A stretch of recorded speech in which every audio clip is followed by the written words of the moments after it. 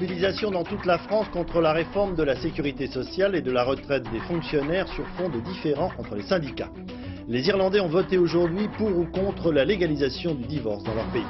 La disparition à 63 ans d'un des plus grands réalisateurs français, Louis Malle, parmi ses succès, Lacombe Lucien, Les Amants, Au revoir, les enfants. Madame, Monsieur, bonsoir. Mobilisation générale aujourd'hui dans toute la France à l'appel de la CGT et de tous les syndicats de fonctionnaires contre la réforme de la sécurité sociale et des retraites de la fonction publique. Des manifestations ont eu lieu dans toutes les grandes villes et à Paris, avec des chiffres très éloignés. 22 000 personnes ont défilé selon la police, entre 50 000 et 150 000 selon les organisateurs. Jean-Paul Chapelle, Frédéric Bazille. Les fonctionnaires ne veulent pas qu'on touche à leur retraite et ils sont venus le dire aujourd'hui sur un air de rock'n'roll avec un seul refrain, non au plan d'Alain Juppé. Il y a un mois, le gouvernement a décidé de geler les salaires des fonctionnaires. Aujourd'hui, il s'attaque à nos retraites. Le mois prochain, peut-être, qui remettra en cause l'abattement des salariés pour les impôts. Je crois qu'il est temps que les gens disent non et manifestent. La retraite, c'est un droit pour tout le monde. Alors c'est vrai qu'en tant que fonctionnaire, on a encore les 37 ans et demi, mais je pense que c'est aussi pour les gens du privé qu'on se bat pour qu'ils aient aussi 37 ans et demi de cotisation. Beaucoup d'entre eux ont pris leur vélo, faute de pouvoir utiliser les transports en commun. Ils tenaient à rejoindre le cortège pour protester aussi contre la réforme de la sécurité sociale.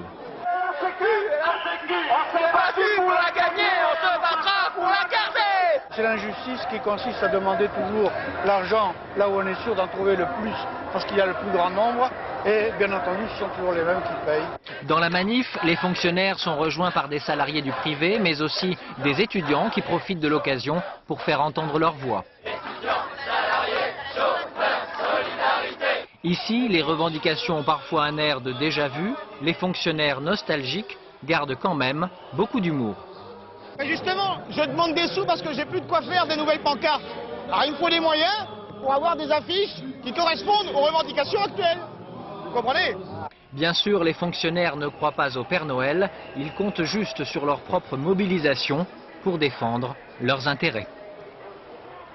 Cette mobilisation dans la fonction publique a relativement bien fonctionné à la base. Le seul chiffre en notre possession est celui pour l'instant du ministère de la fonction publique qui annonce 37% de grévistes contre 57% lors de la dernière journée de grève. C'était le 10 octobre dernier. Mobilisation à la base, mais une certaine confusion à la tête des syndicats avec notamment un mauvais moment à passer pour Madame Nicole Notat, secrétaire générale de la CFDT, qui a quitté rapidement le cortège contesté par quelques-uns de ses propres militants. Agnès Molinier, Franck Brisset.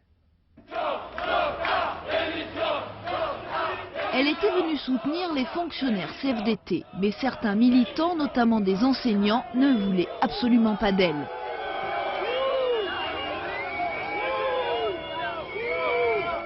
Le départ brutalement précipité de Nicole Notat n'est qu'un nouvel épisode d'une guerre désormais ouverte à la CFDT.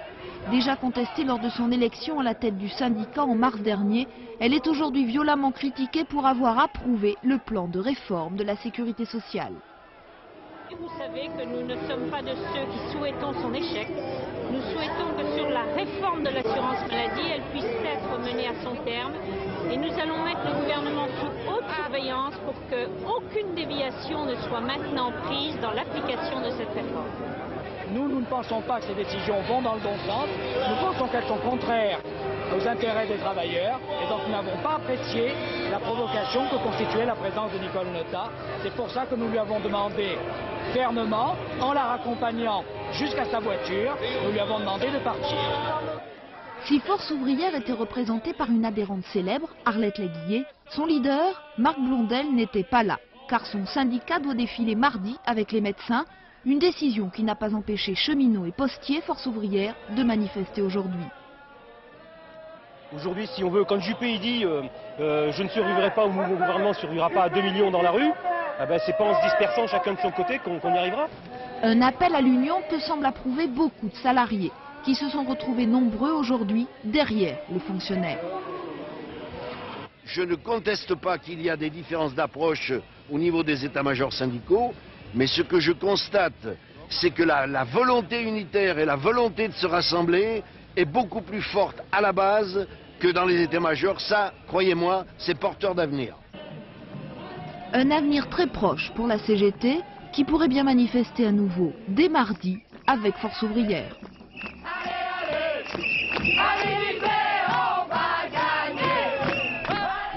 Dans cette mobilisation, il y a eu des plus et des moins. À l'EDF, on a frôlé par exemple la panne générale à la mi-journée. Les transports en commun ont été particulièrement touchés, la RATP dans la région parisienne et la SNCF au plan national. On était là proche de la paralysie totale. Voyons maintenant au niveau des usagers quelles ont été les conséquences de cette journée de grève. Laurent Bailly, Georges Janssen. Aucun métro ne circulait cet après-midi ni ce soir à Paris. Même chose pour le RER, sauf sur la ligne A. Et déjà ce matin, le trafic était très perturbé. Dans les grandes gares parisiennes, le trafic était également nul pour la banlieue. Moi, ça fait 17 ans que je prends le train. C'est la première fois que j'ai pas de train du tout. Pour la province, la situation n'est guère plus brillante. Définition d'un train hypothétique. C'est un train qui viendra probablement pas, mais qu'on attend quand même dans l'espoir de... En majorité, les usagers n'ont pas pris de risque, les gares étaient quasi désertes. Parmi les rares voyageurs virtuels présents, les réactions étaient plutôt variées. Dieu a bien dit que nous irons vers des temps très difficiles, comme jamais on en a vu. Ça m'agace vraiment, puisque bon, je viens de passer la nuit à la gare, alors que j'aurais pu être chez moi ce matin, et puis bon, ils vont reprendre le travail dimanche ou lundi, et puis bon, dans 6 mois ils refont la grève, ils en resteront encore au même point. J'estime qu'on a le droit de montrer notre mécontentement, donc oui, entièrement d'accord avec eux. En surface, dans la rue, tous les moyens étaient bons pour se déplacer. En stop, à pied, comme je vais pouvoir. Les chauffeurs de taxi ont été d'autant plus sollicités que les conducteurs de bus, eux, se faisaient rares. Les Parisiens blasés ont dû prendre leur mal en patience. Ce matin, beaucoup de familles françaises ont dû vivre les mêmes problèmes ou à peu près. École fermée, l'un des deux parents obligé de rester à la maison, l'autre partant à la recherche d'un transport en commun vraiment hypothétique. Florence Duprat, Pierre Le Petit. Il est 7h30 à Champigny-sur-Marne. La famille Magnol se réveille doucement. Et pour une fois, tout le monde se retrouve autour d'un café tartine. Lucette, la mère, Jonathan et Aurélie, les enfants, Lionel, le père. Aujourd'hui, Lucette a du temps pour s'occuper de sa petite famille. Grève oblige, elle ne peut pas aller travailler. Le petit n'a pas de maîtresse et donc personne ne peut l'accueillir, quoi. Donc, alors il y a les mamies effectivement, mais ma belle-mère est à Montreuil là où je travaille et bon, ça veut dire qu'il faut la voiture ou alors il faut prendre les transports, quoi. Et c'est pas bien pratique. Et t'es contente de pas aller à l'école? Non. Pourquoi? Parce que j'adore l'école. Aurélie, qui malgré la grève a cours au collège, n'est pas du tout de cet avis. Il y en a qui comptent pas cours et nous on a cours, c'est dégoûtant. C'est pas normal. Salut tout le monde. 8h15, le père de famille s'apprête à aller affronter la galère des transports en commun. Dessinateur industriel, il a l'habitude de prendre le bus pour se rendre sur son lieu de travail à 10 km de là. De longues minutes d'attente et toujours aucun bus à l'horizon, Lionel déclare forfait. Je vais y aller. Je vais y aller à pied là. Heureusement, Lionel est sportif et c'est d'un pas alerte qu'il entame 1 heure de marche à pied. À mi-parcours, il tente le stop, mais les automobilistes n'ont pas de pitié pour les marcheurs. Pendant ce temps-là, Lucette, qui garde Thomas, le copain de Jonathan, profite de sa journée avec les enfants. Déjà un avant-goût du week-end. Le temps d'une partie de cartes, Lionel est enfin arrivé au bureau, mais en retard. À la galère de la marche s'ajoute aussi un petit regret. Et si j'avais eu la possibilité d'aller défiler, j'y serais allé avec plaisir. Surtout que tu fais pas mauvais. Mais ce soir, coup de chance, c'est un collègue qui l'a raccompagné. Et comme chaque fois dans ce type de circonstances, il y a parmi les Français des débrouillards qui appliquent le fameux système D pour essayer à tout prix de rejoindre leur lieu de travail. Pascal Golomer, Christian Autain. Ni métro, ni bus et une chambre à air qui rend l'âme au plus mauvais moment. Vraiment, il y a des jours où tout va mal. Ce n'est pas encore dimanche, mais ils ont déjà envahi les rues de Paris. Piétons et cyclistes en tout genre, avec ou sans accessoires. Il y en a pour tous les goûts et pour tous les styles. Catégorie 2 roues et sans moteur. Version élégance. Version tout-terrain. Certains ont l'entraînement, d'autres un tout petit peu moins. C'est la première fois de l'année, enfin depuis septembre. Parce qu'il y a la grève. Parce qu'il y a la grève, oui. Et vous aimez ça? Oui, j'aime beaucoup. Peut-être que je le reprendrai maintenant après. Dans la catégorie piétons, il y a les pressés, les très pressés. C'est moi, je dois prendre un avion. Il y a aussi quelques artistes inspirés. Mais pourquoi pas, pour se mettre en forme, on respire le gaz carbonique, c'est formidable. À propos d'artistes, certains touristes auront apprécié le Louvre fermé de l'extérieur. Tous les transports sont bloqués, donc je ne sais pas si on va pouvoir faire grand-chose aujourd'hui. Peut-être la Tour Eiffel tantôt. Quant aux automobilistes, beaucoup sont encore bloqués sur les routes, rêvant peut-être d'une vie sans embouteillage et sans grève, mais ce n'est encore qu'un rêve. Mobilisation dans toute la France, je vous le disais en commençant, est relativement même plus importante dans les grandes villes de province que dans la capitale. 50 000 personnes par exemple dans les rues à Marseille ce matin, 10 000 à Lille, 25 000 à Toulouse où des salariés du secteur privé ont également défilé en compagnie des étudiants. Christophe Larocca, Gilbert Uzan. 25 000 manifestants dans les rues de Toulouse, un cortège de plus de 2 km derrière un seul mot d'ordre, défendre la protection sociale. Dans la foule, beaucoup d'enseignants, de postiers ou de cheminots. Les salariés du privé sont en majorité affiliés à la CGT. Ils refusent en bloc le plan Juppé. Il est inacceptable, jugé comme tel et rejeté par la rue, par la grève et la puissance de la manifestation. Dans le cortège, une délégation de Force ouvrière, mais surtout de la CFDT. La Haute-Garonne est un des 34 départements où les CDTistes, contrairement à la consigne nationale, appelaient le secteur privé à la grève. Pour les responsables départementaux, les points négatifs contenus dans le plan Juppé l'emportent nettement sur les aspects positifs. En tant que représentante de l'union départementale, je suis parfaitement à l'aise dans ce cortège et la preuve est que le cortège CFDT est aujourd'hui nombreux dans la rue. Une rue où l'on parlait beaucoup de l'allongement à 40 ans des cotisations retraite pour les fonctionnaires, une mesure présentée par le gouvernement comme le rattrapage d'une injustice face au secteur privé. Mais il y a injustice entre le public et le privé, c'est évident, mais il faut plutôt la justice dans les 37 ans que la justice dans les 40 ans. En fin de cortège, pour ne pas ravir la vedette aux salariés, 3000 étudiants fermaient la marche. Leur grande manifestation à eux aura lieu sur ces mêmes boulevards jeudi prochain. Après Toulouse, d'autres villes, d'autres défilés, en commençant par Bordeaux, la ville du Premier ministre. Sophie Jouve, Sébastien Vibert. À Bordeaux, la manifestation était un peu particulière. C'est au nombre de 25 000 qu'ils ont protesté, autant contre la réforme de la Sécu que contre le Premier ministre, qui est aussi maire de la ville. CGT, FO, CFDT ont formé l'essentiel du cortège, composé de toutes les professions, postiers, cheminots et dockers en tête. La Sécu pour la sauver, Juppé faut se débarrasser. Les Bretons ont de la voix et de bonnes semelles. Ils étaient 20 000 dans les rues de Rennes, plus nombreux encore que le 10 octobre pour la défense des salaires. Même des salariés du privé sont venus en renfort. La grève pour la Sécu a été suivie à 70% à la Poste, à 50% chez les enseignants. Perturbation aussi dans les transports. Aucun bus n'a montré son nez. Dans le Nord-Pas-de-Calais, ce sont les usagers qui se sont cassés le nez. Portes et guichets fermés, gares désertes, trafic quasiment nul. La grève de la fonction publique a particulièrement été suivie. Et cet après-midi, plus de 10 000 manifestants fonctionnaires et étudiants ont défilé dans les rues de Lille. À Lyon, étudiants et lycéens ont rejoint le cortège, véritable serpent de 4 km de long. Les syndicats ont défilé en ordre dispersé, la CGT rassemblant le plus gros des troupes. Dans l'ensemble, la journée de grève s'est plutôt bien déroulée. Beaucoup de Lyonnais sont restés chez eux. Les fonctionnaires de la région marseillaise, eux, ne sont pas vraiment restés chez eux. Ils ont défilé à plus de 40 000 en compagnie de nombreux étudiants dans les rues de la cité phocéenne pour défendre la protection sociale.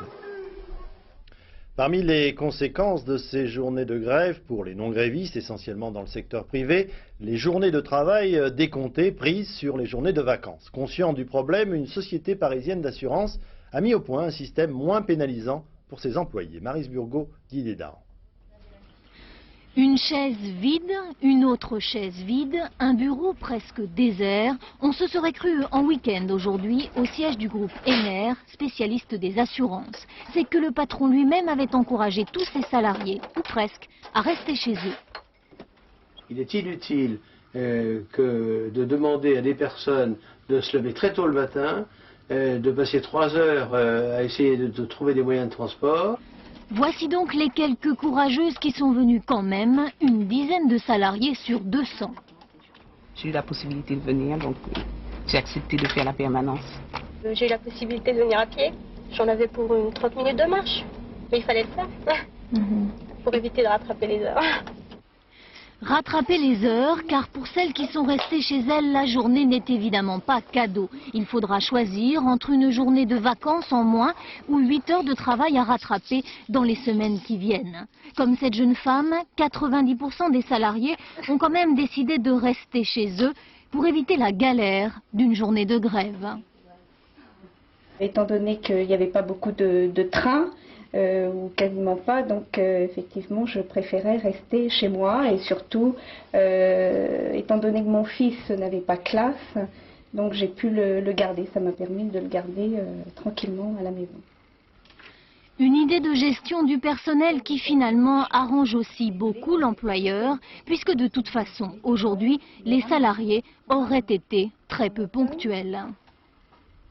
Avant d'aller plus loin, un coup d'œil sur la circulation automobile aujourd'hui autour des grandes métropoles et principalement Paris sur ces images, avec des bouchons qui ont atteint 25 km à l'ouest de la capitale ce matin et ce soir, un retour plus ou moins aléatoire qui se conjugue avec certains départs en week-end.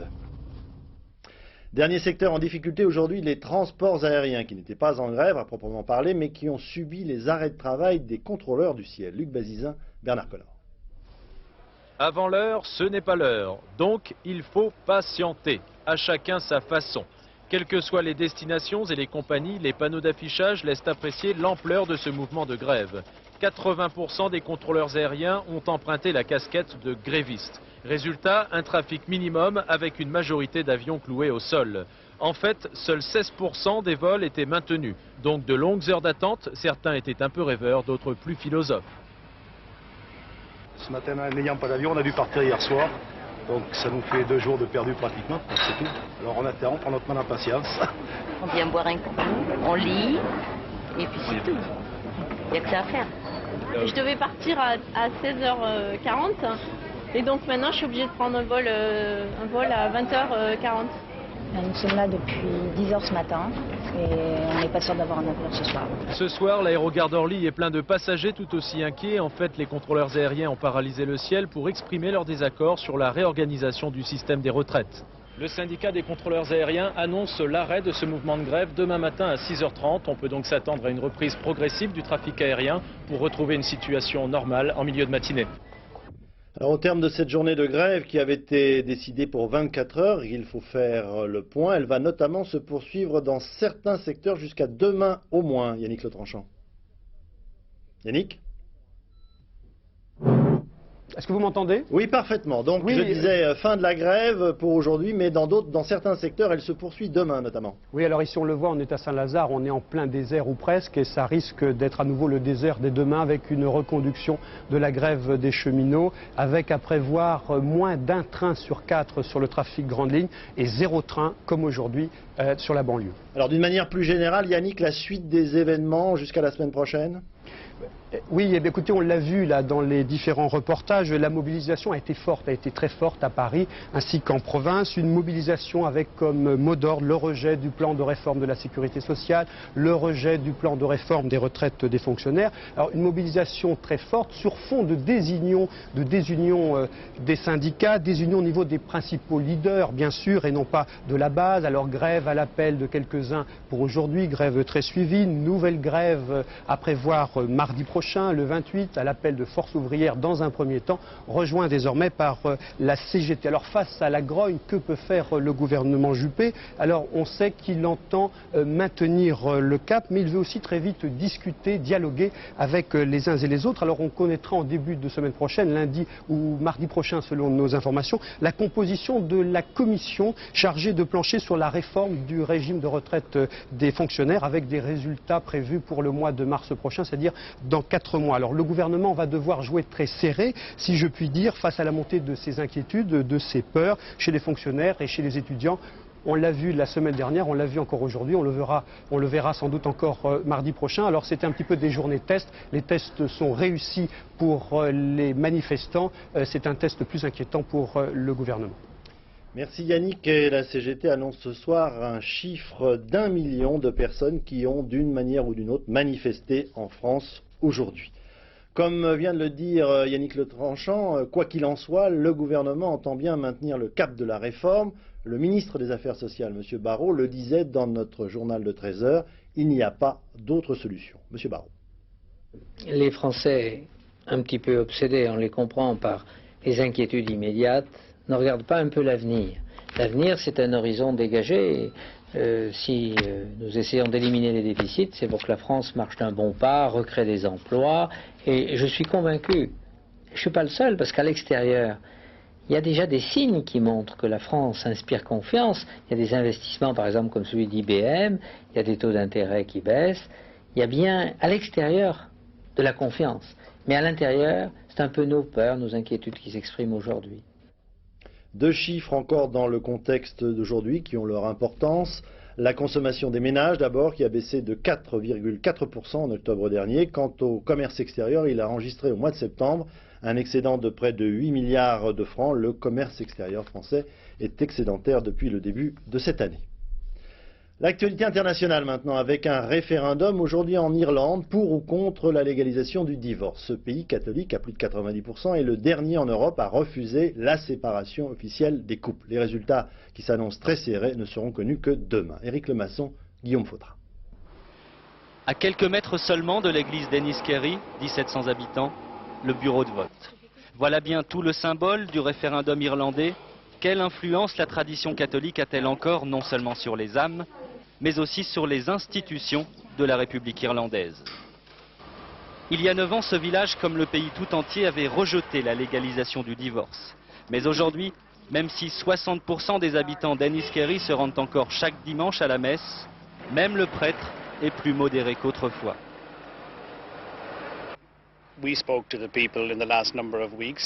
Ces dernières semaines, nous avons expliqué aux gens la doctrine catholique sur ce sujet. C'est ce qu'ils attendent de moi, bien sûr. Mais nous leur avons dit aussi d'écouter les débats et les discussions à la télé et de réagir selon leur conscience pour forger leur propre opinion. Difficile de savoir si derrière ces portes, et dans le secret des alcôves, les couples irlandais sont plus fidèles qu'ailleurs. Mais peu importe.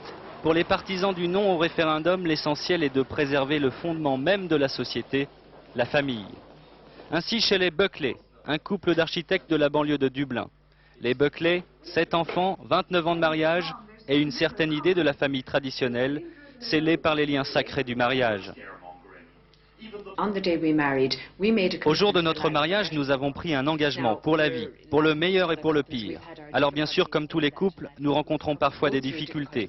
Mais c'est justement dans les moments difficiles qu'un couple a besoin que la société lui offre son soutien et sa stabilité. Mais l'Irlande a changé. Dans les rues de Dublin, les couples se forment, mais parfois aussi se séparent. En 10 ans, le nombre de séparations a doublé. Nous nous battons pour l'autorisation de divorcer dans ce pays, car quand les couples se séparent, il faut qu'ils aient le choix, qu'ils soient libres de se remarier s'ils le souhaitent. Pendant des semaines, la campagne électorale a suscité bien des passions. Combat de la modernité libérale, les partisans du oui, contre la stabilité et la tradition, les partisans du non. C'est en tout cas une certaine idée de l'Irlande qui est en jeu aujourd'hui, dans le secret des urnes. En bref, confusion en Algérie. Le Front islamique du salut fait savoir que la lettre de l'un de ses principaux responsables, Rabah Kébir, exilé en Europe, reconnaissant l'élection du président Zerwal, est une initiative personnelle qui n'engage en rien le mouvement. Frayeur aujourd'hui à Moscou. Des résistants tchétchènes annonçaient avoir déposé un colis radioactif au cœur de la ville. Finalement, ce colis n'était pas dangereux. Il n'en reste pas moins que, rétrospectivement, l'inquiétude reste la même. Dominique Derda, Michel Levasseur. C'est une journaliste russe, spécialiste de la Tchétchénie sur la chaîne privée NTV, qui, sous quelques centimètres de feuilles mortes et de neige, a découvert le paquet radioactif. La scène se déroulait hier après-midi dans un parc à l'est de Moscou. Les radiations émises sont, selon NTV, plusieurs dizaines de fois supérieures aux normes habituellement admises en Russie. Si Elena Masiouk, la journaliste, est arrivée jusqu'ici, ce n'est pas par hasard. C'est Shamil Bassayev lui-même, dit-elle, qui lui a indiqué l'endroit où se trouvait l'engin. Depuis la sanglante prise d'otage de Boudionovsk en juin dernier, Shamil Bassayev est le plus célèbre des combattants tchétchènes. Il est en théorie recherché par toutes les polices, toutes les forces armées, tous les services secrets russes. Pourtant, dans son village de montagne, il multiplie les conférences de presse. Le 8 novembre dernier encore, il avertissait le Kremlin qu'il avait les moyens de porter la guerre jusqu'à Moscou. De nombreuses personnes, disait-il alors, prétendent que nous bluffons, que nous sommes incapables de faire quoi que ce soit. Voilà pourquoi on va leur offrir quelques petits cadeaux pour leur démontrer notre bonne volonté. Et Chamil Bassayev de tendre vers la caméra les photos de conteneurs radioactifs qui, selon lui, seraient déjà dissimulés à Moscou. Ce soir, le porte-parole de l'ex-KGB affirme bien évidemment qu'il s'agit là d'une provocation, que l'engin découvert est sans danger. Il contiendrait du césium-137 et servirait à vérifier la qualité des soudures sur les oléoducs. De tels instruments sont très répandus dans les régions pétrolières, en Tchétchénie notamment. Quoi qu'il en soit, Chamil Bassayev a sans doute atteint l'objectif qu'il s'était fixé, montrer qu'il pouvait à tout moment déposer où bon lui semble, un pétard de carnaval ou bien une véritable bombe. Violente explosion au cœur de l'Etna ce matin. Le volcan a projeté des pierres et une pluie de cendres et de lave. L'Etna s'est violemment réveillé, il faut le dire, depuis le début du mois d'octobre. L'Etna, on le sait, demeure constamment en éveil. En revanche, il y a plus d'un siècle que la frontière entre Israël et l'Égypte n'avait pas connu de tremblement de terre. Il y en a eu 2 cette semaine, dont un ce soir. Charles Anderlin. Un rabbin kabbaliste avait prévu pour dimanche dernier un tremblement de terre qui détruirait la moitié du pays. Visiblement, il s'est trompé sur la date et l'intensité du séisme. La terre promise a tremblé une première fois mercredi avec une intensité de 7,1 sur l'échelle de Richter. Les dégâts les plus importants ont été relevés à Eilat. Un visiteur est décédé d'une crise cardiaque. Plus au sud, en Égypte, sur la côte du Sinaï, l'effondrement d'un hôtel a fait 4 morts. Jeudi soir, nouveau séisme, moins important, ressenti également à Eilat, que les touristes commencent à déserter.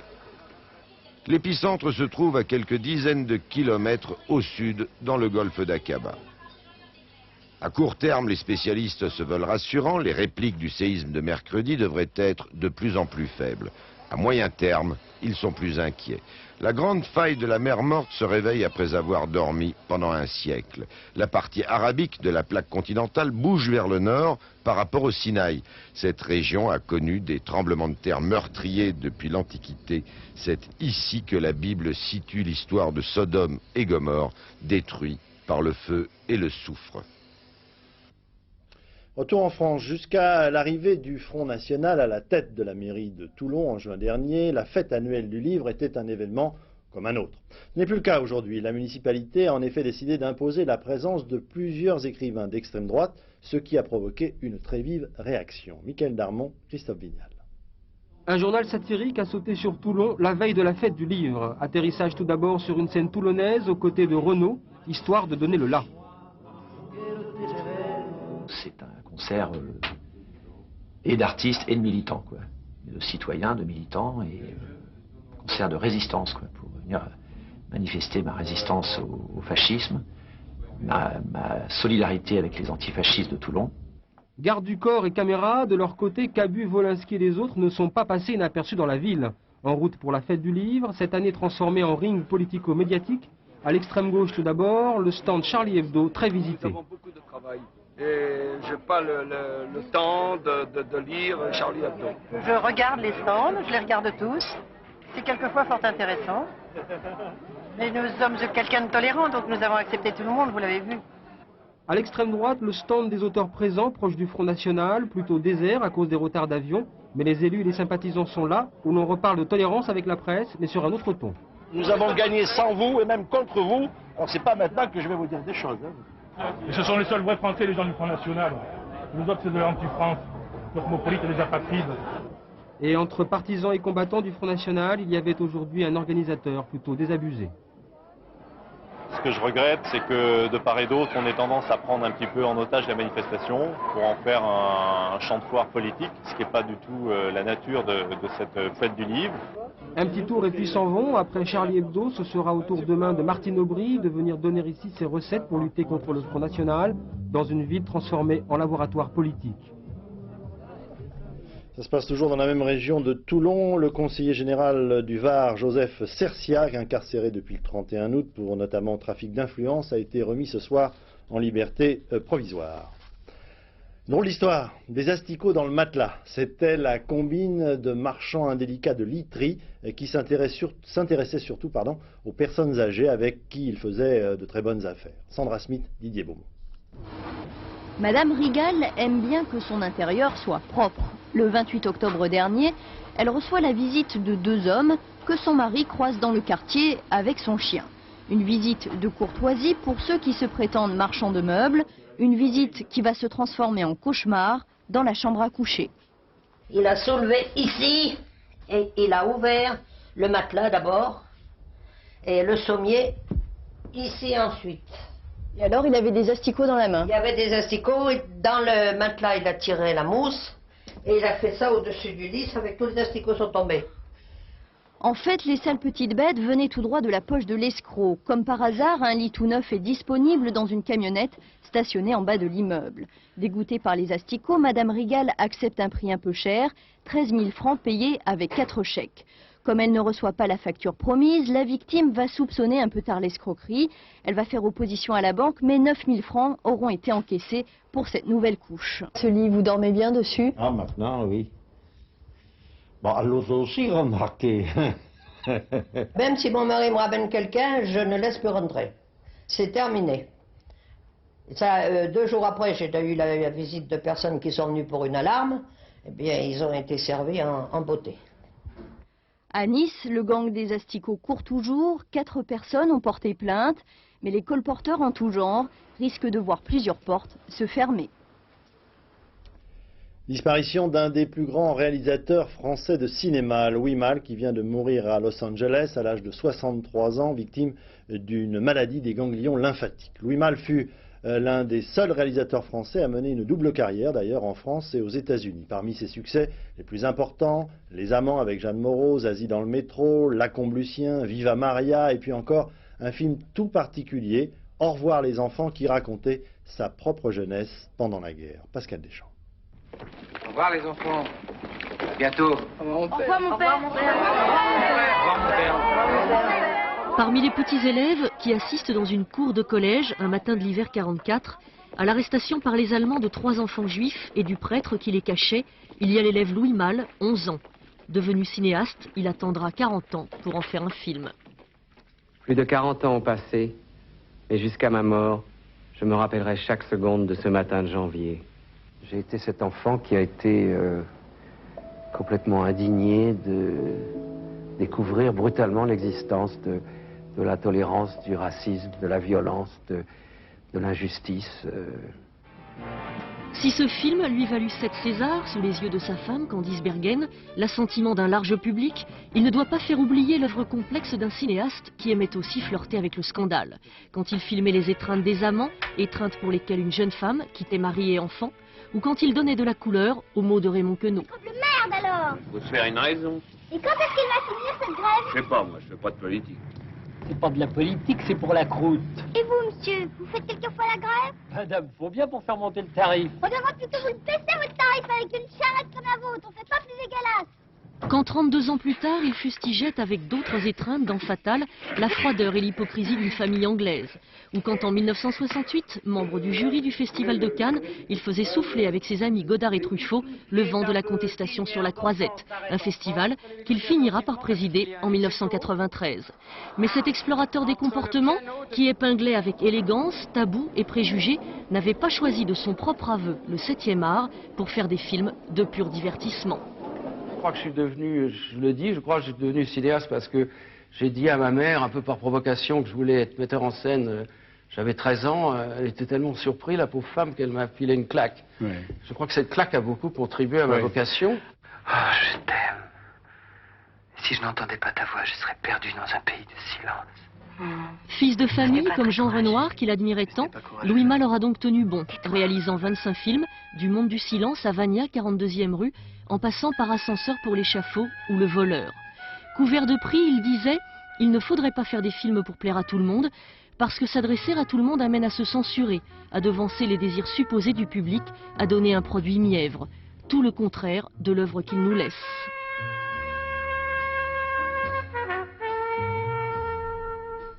Et France 2 rediffusera ce soir à 22h35 un bouillon de culture dont vous venez de voir un extrait et qui était consacré à Louis Malle, c'était en 1993.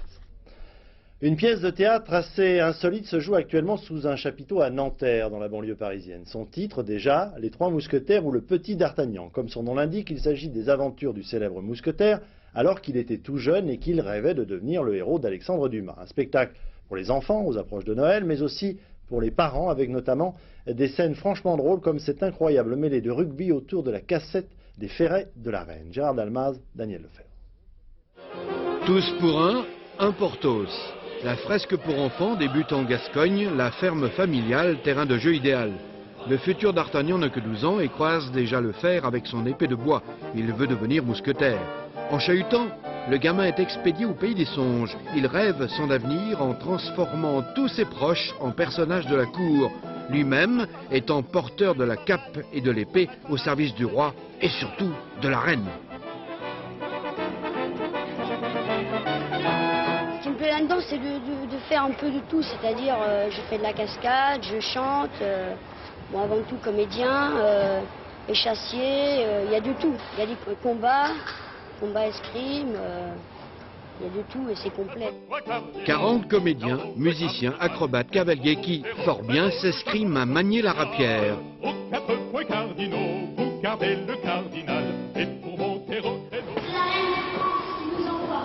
La reine de France, c'est le cheval de Troie. Sur ce cheval, un 4, comme les 5 doigts de la main. Allez, venez, Milord. Il est temps de rendre le coffret ovale des ferrets de la Reine. Va falloir tenter un essai entre les lignes des gardes du cardinal, qui ne rêvent que de mêlées ouvertes.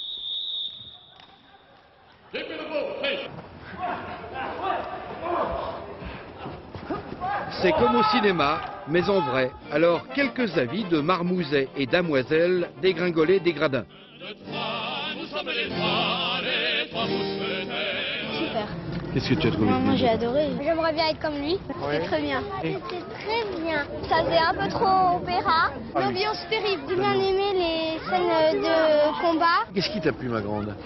Les trois d'Artagnan. Et alors? Voilà. Dans un instant, la météo, Laurent Romeshko, 20h50 les 5 dernières minutes, 22h35 bouillon de culture, donc consacré à Louis Malle, qui vient de disparaître aujourd'hui, minuit Géopolis, Claude Sérillon. 1h du matin, le journal de la nuit avec Florence Daucher. Quant à nous, on se retrouve demain à 13h. Au revoir, bonne soirée sur notre chaîne. À demain.